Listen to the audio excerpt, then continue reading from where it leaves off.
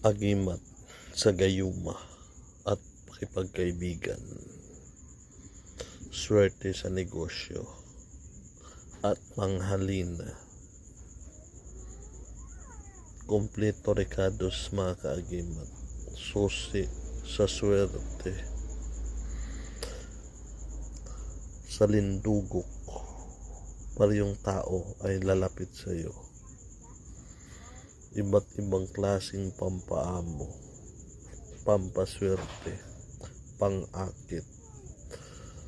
Magamit ito pang-apply ng trabaho, pagtinda, at iba sa gayuma, pakipagkaibigan, pag-ibig, para hindi maghiwalay ang mag-asawa.